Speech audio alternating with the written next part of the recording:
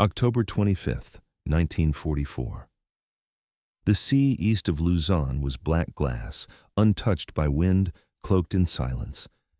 On the bridge of the carrier Zuikaku, Vice Admiral Jisaburo Ozawa stood still, staring at the horizon that would soon swallow him whole. Behind him steamed three other carriers, Zuiho, Chitose, and Chiyoda, remnants of Japan's once proud mobile fleet. But these decks were quiet. No roaring engines, no clatter of bomb carts. The few planes they carried, barely 100, sat idle. Their pilots, many still teenagers, wrote final letters or sealed strands of hair in envelopes, as tradition demanded of those sailing toward death. Ozawa knew these carriers were not here to fight. They were here to be seen. This was Operation Shogo 1, Japan's last desperate gambit to defend the Philippines, and Ozawa's northern force was the bait. Their job was simple: lure Admiral William Bull Halsey and his Third Fleet north, away from the San Bernardino Strait, away from the real Japanese center force coming from the west. Ozawa understood the odds. He understood sacrifice. His fleet was outgunned, outnumbered, outflown. But still, he stood in full-dress uniform, medals polished, cap squared, as if this was a parade rather than a death sentence.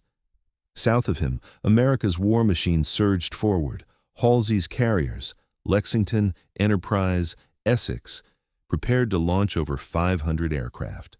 Aboard the Lexington, Lieutenant Commander Jack Morrison ran his hands over the cold steel of his Hellcat's .50 caliber guns, checking, rechecking. The smell of fuel and salt filled his lungs, his target, the very ship that helped bomb Pearl Harbor, Zuikaku. Morrison had dreamed of this day, but he didn't expect the silence. As dawn approached, the Pacific held its breath. Two fleets moved toward each other, one full of fire, the other full of ghosts. What followed would become the largest naval battle in history, and by the time the sun set, 3,500 men would be gone. Gone with the smoke, gone with the sea, but not forgotten. At 6 a.m., the silence shattered. From the decks of Halsey's carriers, hundreds of propellers sliced through the dawn. Hellcats, Helldivers, Avengers, wave after wave clawed into the sky, black silhouettes against a rising sun. The order was clear. Strike Ozawa's force. Finish what Pearl Harbor started. Admiral William Halsey, known as Bull for a reason, believed the bait. He saw 4 Japanese carriers and assumed this was the main event. He took his battleships, all of them, and steamed north at flank speed. He left the San Bernardino Strait wide open. Behind that strait, the true threat loomed. Admiral Kurita's center force, Yamato, Nagato, Kongo, heavy cruisers, dozens of destroyers, and they were heading straight for the thinly protected American landing forces at Leyte Gulf. But Halsey didn't see that. All he saw was Zuikaku, the last survivor of the Pearl Harbor. Attack, and a chance for revenge. Ozawa's fleet was ready to die. At 8:15 a.m., American dive bombers screamed down on the Zuikaku. The ship twisted and turned, but it was no use.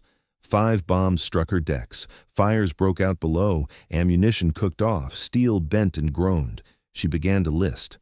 On the bridge, Ozawa stood firm. He gave the abandoned ship order only when it was clear she would sink, not before. Nearby, Chitose was torn open by torpedoes. Chiyoda caught fire. Zuiho's flight deck collapsed under relentless fire. Within hours, all 4 Japanese carriers were out of action, but they had succeeded. Halsey took the bait. The entire Third Fleet steamed north, leaving the invasion beachhead exposed. Down south, Admiral Kurita's heavy force surged through the unguarded strait. At 6:45 a.m., American escort carriers, tiny, slow, vulnerable, spotted enemy battleships on the horizon. Their radios crackled in disbelief. Japanese center force coming through the strait.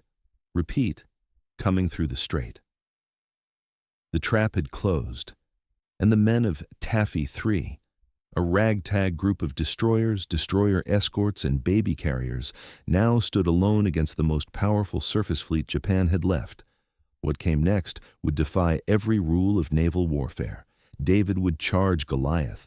The destroyers weren't supposed to fight battleships. They were scouts, escorts, shields for carriers too slow to run. But on the morning of October 25, 1944, the sailors of Taffy 3 had no choice. They looked east and saw the battleship Yamato rising over the horizon like a dark island, the largest warship ever built. 18-inch guns, armor thicker than a man's height, and she wasn't alone.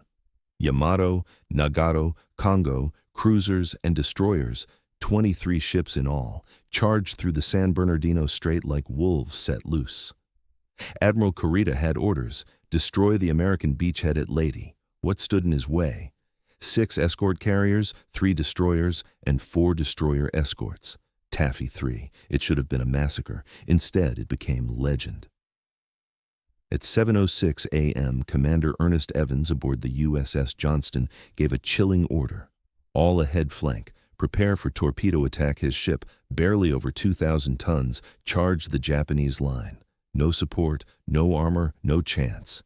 Evans knew what he was doing. He shouted to his crew, "Survival is not certain." And still, they charged. Smoke screens billowed. Avengers from the carriers dove again and again with depth charges and dummy bombs, anything they had left.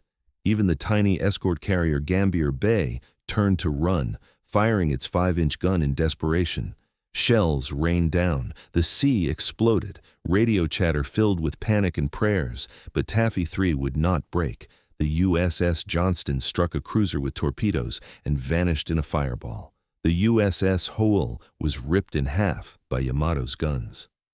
Samuel B. Roberts fought until she sank beneath a mushroom cloud of flame. Hundreds died. But they had done the unthinkable. They broke Kurita's will. Amid the chaos, the Japanese commander, confused, stunned by the resistance, believed he was facing a much larger force. He ordered a retreat. He turned back. The most powerful surface fleet Japan had left was running from tugboats and tin cans, and those who survived Taffy 3 watched the giants fade into the horizon, knowing their friends were now gone. But the invasion was saved.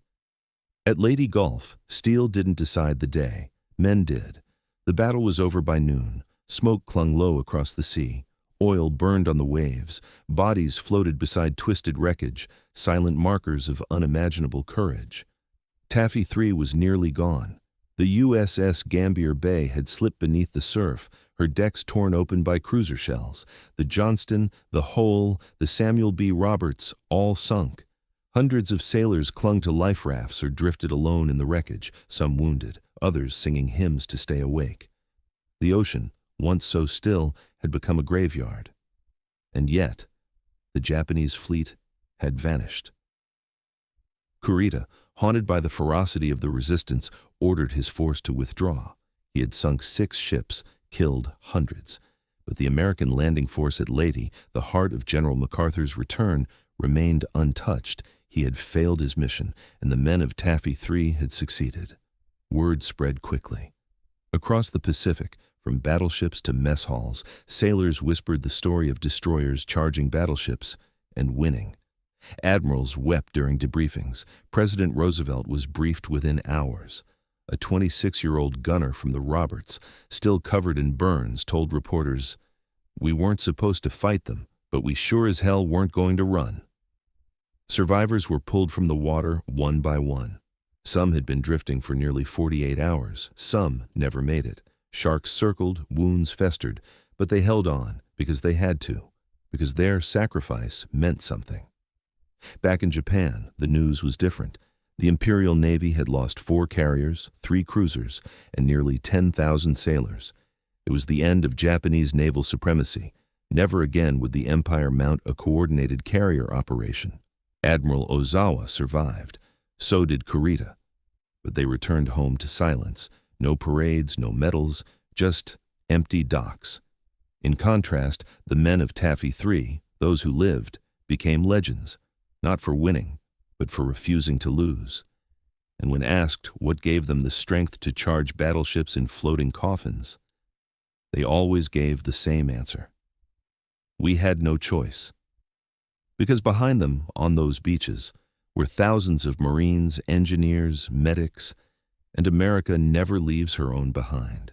Today, few remember the names: Johnston, Hole, Samuel B. Roberts, names etched in steel and salt and sacrifice.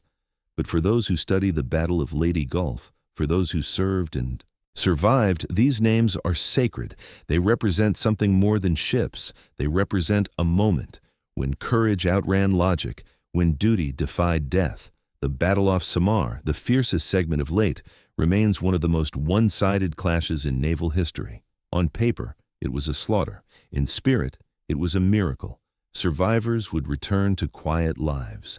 Commander Ernest Evans of the Johnston was posthumously awarded the Medal of Honor, the first Native American in the Navy to receive it. His final charge is now studied at Annapolis as the epitome of naval leadership. No hesitation, no retreat. Many others never received medals, but they lived knowing what they did. They had held the line. They had stopped a fleet. Years later, survivors would gather in reunions, fewer and fewer with each passing decade. They would share stories no one else could understand. They would raise a glass to the friends who never came home. And they would always pause, always choke up when someone said, "We were just doing our job." The Pacific swallowed their ships, but not their story. In 2019, the wreck of the Johnston was finally located, 20,000 feet beneath the sea. The hull was battered, the bow gone, but the name was still there, faded, rusted, but proud, just like the men who fought aboard her. The legacy of Leyte Gulf is not found in tonnage sunk or medals earned. It's found in the quiet courage of those who knew they were outgunned and charged anyway. It's found in the lessons we teach new generations, that bravery isn't the absence of fear, it's the decision to act despite it. And sometimes, the smallest ships with the fewest guns carrying the youngest sailors can change the course of a war. Never forget Leyte.